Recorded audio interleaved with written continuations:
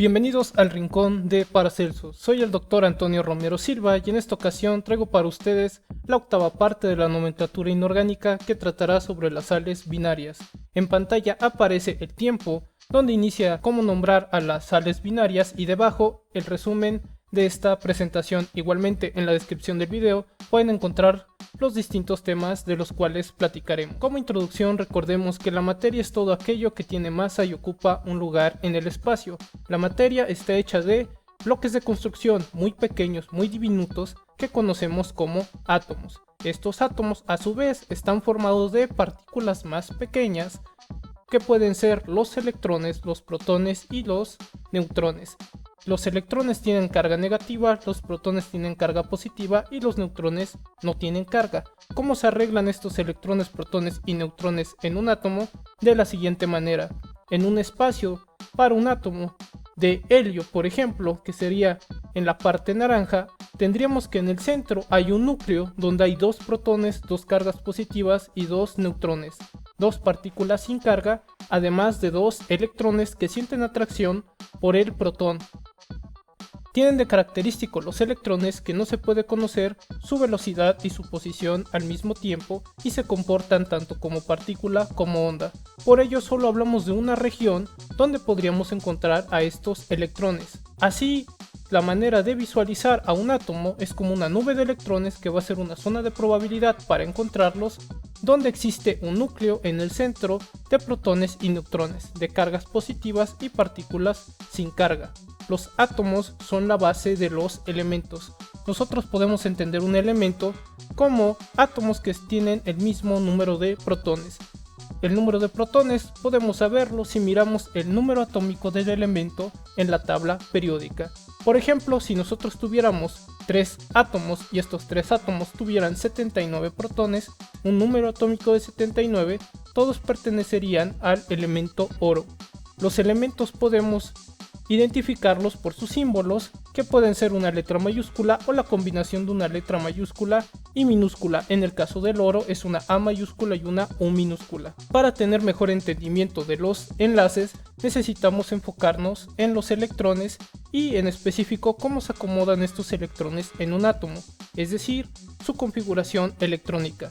Si yo hago un diagrama por las distintas capas de energía de un átomo, observaría que en la primera capa para un átomo de neón, donde habría 10 protones en su núcleo, hay 2 electrones en esta capa interna y hay 8 electrones en una segunda capa que sería la más externa para el neón, y estos 8 electrones que están en la capa más externa son electrones de valencia. Haciendo más sencilla esta representación de electrones por capa, nos centraremos más en observar a los electrones de valencia en los electrones más externos, porque son los que generalmente se involucran en los distintos enlaces químicos.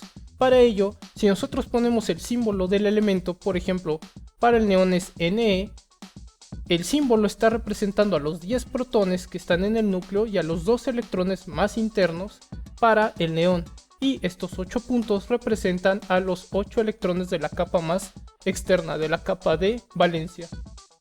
Conforme los átomos se van uniendo, dan paso a los enlaces químicos, que son estas fuerzas de atracción duradera entre átomos, iones o moléculas que da paso a los distintos compuestos. Un compuesto es cuando hay 2 o más átomos que se unen de distintos elementos.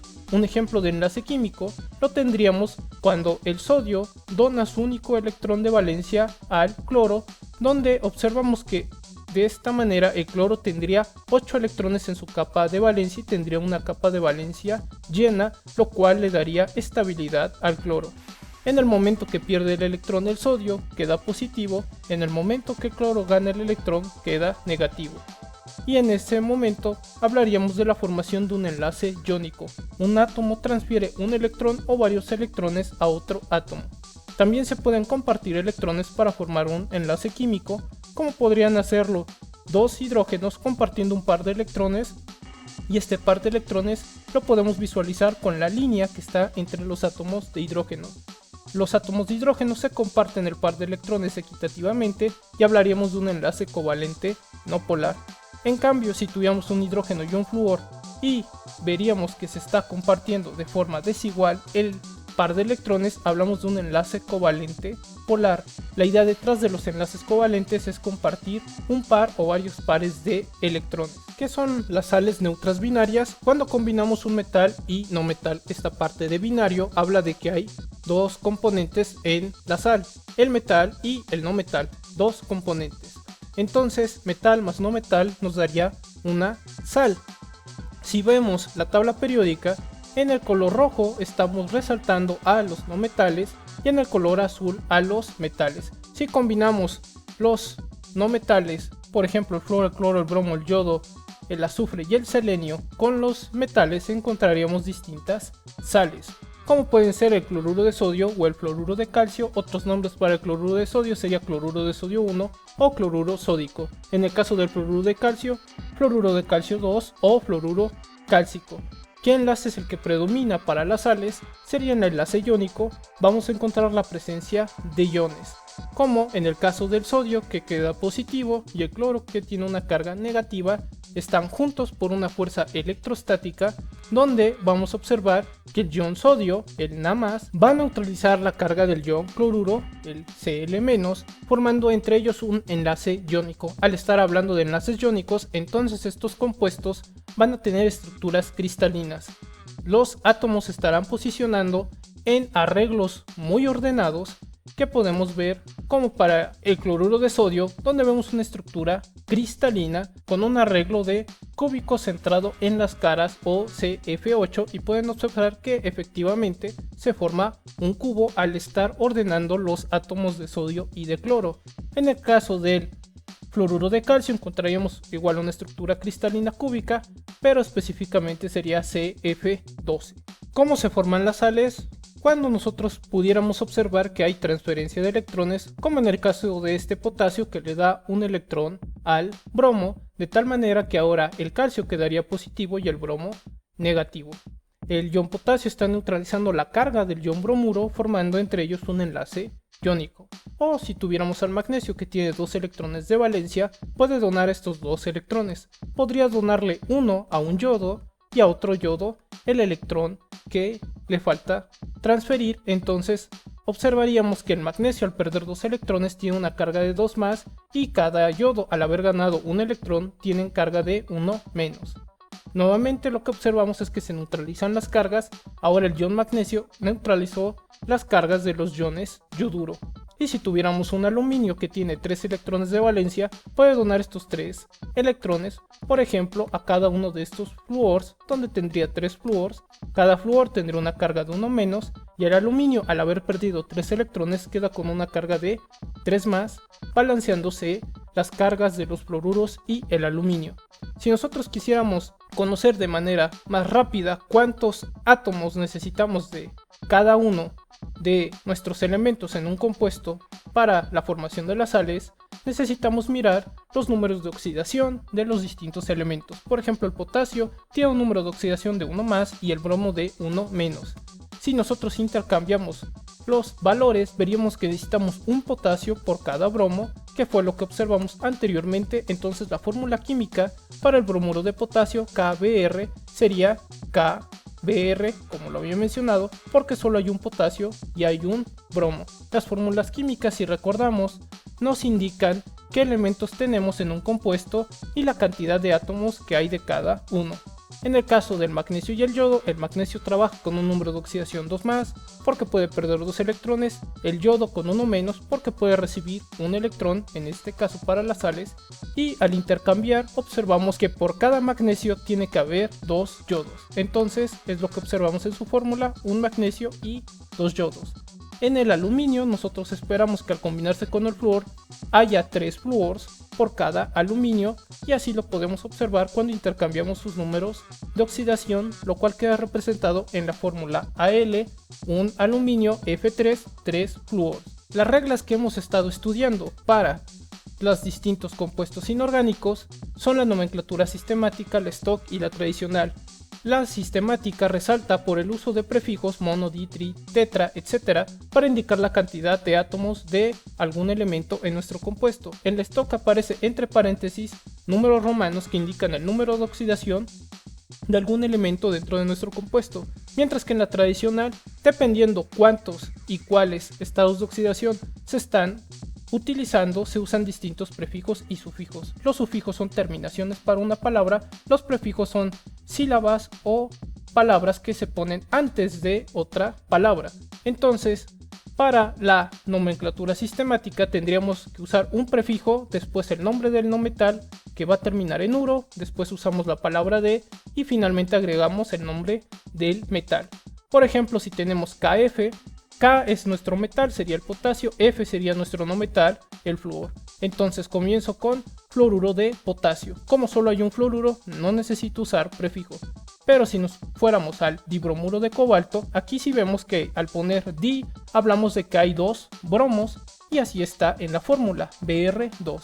Y simplemente agregamos la palabra de con el nombre del metal, que en este caso el metal es cobalto, tendríamos dibromuro de cobalto. Si tenemos tres bromos, entonces sería tribromuro, y si tenemos cobalto unido, de cobalto. En el caso de la nomenclatura stock, usamos el nombre del metal con la terminación uro, más la palabra de, más el nombre del metal, donde debe de existir entre paréntesis el número romano que representa al estado de oxidación de nuestro metal. Entonces, para el caso del potasio, su número de oxidación es 1, entonces el nombre es fluoruro de potasio 1. En el caso del magnesio está ocupando un número de oxidación 2, tendríamos al cloruro de magnesio 2. El cobalto, en el primer caso, usa un número de oxidación 2 y después un número de oxidación 3, por ello es bromuro de cobalto 2 y debajo bromuro de cobalto 3. Al usar la nomenclatura tradicional, igual que pasa para la nomenclatura sistemática del stock, usamos el nombre del no metal con la terminación uro, más, en este caso específico de la tradicional, con prefijos y sufijos. Entonces, para el fluoruro de potasio tendríamos que su nombre en nomenclatura tradicional es fluoruro potásico. Termina el potasio en ico porque el potasio solo tiene un número de oxidación. Cuando solo se tiene un número de oxidación, la terminación del metal tiene que ser ico, por eso es potásico. Un caso similar es con el magnesio. Como el magnesio solo tiene un número de oxidación, que es más 2, tiene que terminar en ico, por eso tenemos al cloruro magnésico. Si vamos al cobalto, el cobalto tiene dos números de oxidación, más 2 y más 3. Cuando tenemos el menor, usamos la terminación oso, cuando tenemos el máximo, usamos la terminación ico. Por eso tenemos al bromuro cobaltoso y al bromuro cobáltico. Necesitamos recordar que la nomenclatura siempre hace referencia a los elementos del compuesto, cuáles son y cuántos átomos de cada elemento tenemos.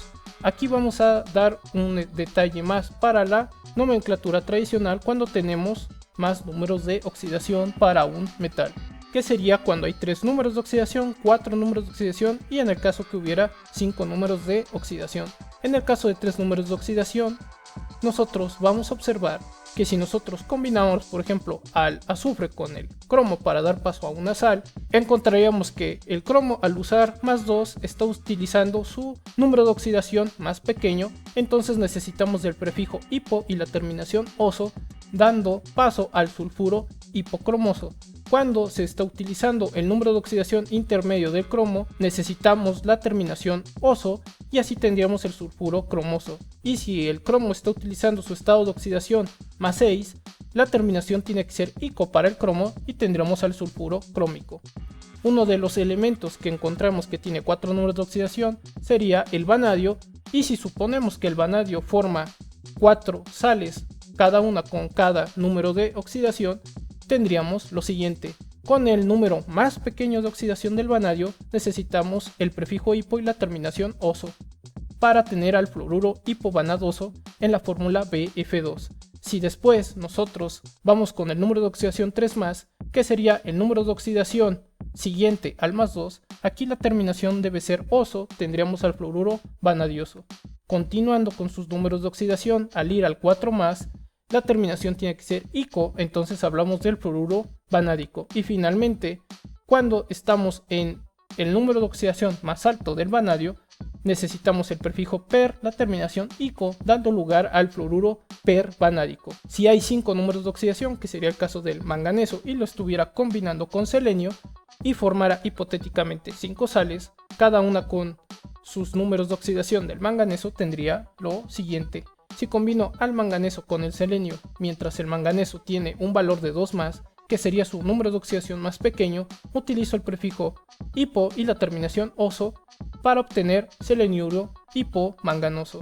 Si se utiliza el número de oxidación medio menor para el manganeso, que sería 3+, la terminación debe ser oso, seleniuro, manganoso. El número de oxidación intermedio para el manganeso sería 4, entonces aquí la terminación debería ser ico y tendríamos el seleniuro mangánico. Para el número de oxidación medio mayor necesitamos el prefijo per, la terminación ico, dando lugar al seleniuro permangánico. Y finalmente, si usamos el número de oxidación más alto del manganeso, que es, obtendríamos al seleniuro hipermangánico, donde está el prefijo hiper y la terminación, y qué características tienen las distintas sales neutras binarias, puntos de fusión y ebullición altos, como serían los casos para el cloruro de sodio, el fluoruro de calcio o el fluoruro de galio, que podemos observar que sus puntos de fusión, es decir, a esta temperatura, cuando pasan de sólido a líquido, están por encima de los 700 grados centígrados, mientras que sus puntos de ebullición, cuando pasan de líquido a estado gas, están de 1000 hacia arriba. Por ejemplo, el fluoruro de calcio, para que terminara siendo un gas, sería una temperatura de 2533 grados centígrados, el cloruro de sodio a 1465 grados centígrados y el fluoruro de galio a 1000 grados centígrados. Se pueden formar dos distintas sales neutras binarias si combinamos un ácido y una base. En referencia con lo que hemos visto de compuestos inorgánicos, sería cuando combinamos un hidrácido y un hidróxido. Entonces las reacciones entre un ácido y una base las conocemos en general como reacciones de neutralización, de ahí el hecho de que son sales neutras. Entonces, si nosotros tenemos la combinación de ácido clorhídrico HCl más hidróxido de sodio NaOH, obtendríamos al cloruro de sodio más agua. En las reacciones de neutralización siempre se forma una sal y agua. Después, si nosotros tuviéramos al ácido sulfhídrico que reacciona con el hidróxido de magnesio, obtendríamos sulfuro de magnesio y agua. El bromuro de potasio, al reaccionar con el hidróxido de sodio, forma bromuro de potasio con agua. Y para el ácido seleniúrico tendríamos que, al combinarse con hidróxido de calcio, obtendríamos el seleniuro de calcio más agua. Entonces, las sales binarias son sólidos y en general se disuelven en agua. Como vimos, al tener enlaces iónicos tienen estructuras cristalinas muy ordenadas, como podría ser para el bromuro de potasio, que podemos ver que es cúbica, y que si nosotros vemos al bromuro de potasio lo podríamos encontrar como pequeñas pastillas, o a veces les dicen pellets, de color blanco. ¿Qué aplicaciones tienen las sales? Una de ellas es que las necesitamos para mantener el correcto balance de nuestros líquidos en el cuerpo, además de otras funciones, o se usan también para sueros para intervenciones ya sea quirúrgicas u hospitalarias. Entonces las sales neutras son la combinación de un metal y un no metal. Metal más no metal entonces nos va a dar una sal. ¿Qué tipo de enlace forman las sales binarias? Enlaces iónicos, entonces observamos transferencia de electrones y presencia de iones. Tres nomenclaturas son las que revisamos: la sistemática, la stock y la tradicional. La sistemática le da una gran importancia a la cantidad de átomos que hay en cada elemento y lo hace a través de prefijos como mono, di, tri, tetra. En la stock resaltan estos paréntesis donde dentro en número romano está el número de oxidación de alguno de los elementos de nuestros compuestos, que en el caso de las sales neutras sería para el metal, y en la nomenclatura tradicional, dependiendo cuántos y cuáles estados de oxidación se usan, hay una combinación de prefijos y sufijos. En la nomenclatura sistemática necesitamos usar un prefijo, después el nombre del no metal con la terminación uro, más la palabra de, más el nombre del metal para nombrar a una sal. Por ejemplo, si nosotros hiciéramos los casos del iridio para los distintos cloruros, encontraríamos al dicloruro de iridio, dicloro, entonces dos cloros, como se puede observar en la fórmula de iridio, porque se combina con iridio. Tricloruro, 3 cloros, tricloruro de iridio tendríamos tetracloruro, 4 cloros, hexacloruro, 6 cloros, todos son de iridio. Para el stock nosotros necesitamos el nombre del no metal, más la terminación uro, más la palabra de, más el nombre del metal y finalmente entre paréntesis el número romano que representa el número de oxidación de el iridio para los diferentes cloruros para nuestros ejemplos. El cloruro de iridio 2 indicaría que hay un número de oxidación 2 para el iridio cuando se combina con el cloro. Cloruro de iridio 3, número de oxidación 3 para el iridio, cloruro de iridio 4, número de oxidación del iridio 4 y cloruro de iridio 6, número de oxidación 6 para nuestro iridio. En el caso de la nomenclatura tradicional, dependiendo la cantidad de números de oxidación que tenga nuestro metal, tenemos que ver sus distintas reglas. En el caso del iridio, al trabajar con 4 números de oxidación, nos vamos a la regla donde hay 4 números de oxidación, donde podemos usar el prefijo hipo y la terminación oso, solo la terminación oso, solo la terminación ico, o el prefijo per con la terminación ico. Al hacerlos tendríamos lo siguiente: el número de oxidación más pequeño del iridio sería el +2, entonces el primer cloruro sería cloruro hipoiridioso, prefijo hipo, terminación oso. Al continuar con el número de oxidación tendríamos al cloruro iridioso, terminación oso, porque estamos usando el segundo número de oxidación del iridio, y para el cloruro irídico estaríamos usando el número de oxidación del iridio 4 más, por eso la terminación ico, y cuando usamos el número de oxidación más grande para el iridio, que sería de 6, estaríamos hablando del cloruro perirídico con el prefijo per y la terminación ico, y de esta manera con las 3 nomenclaturas podríamos hacer los ejemplos, como ya observamos, de los distintos cloruros para el iridio. Esto sería todo para la nomenclatura de sales binarias. Les agradezco hayan visitado el rincón de Paracelso. Si tienen dudas o preguntas, por favor háganmelo saber en la caja de comentarios. Yo he sido el Dr. Antonio Romero Silva. Hasta la próxima.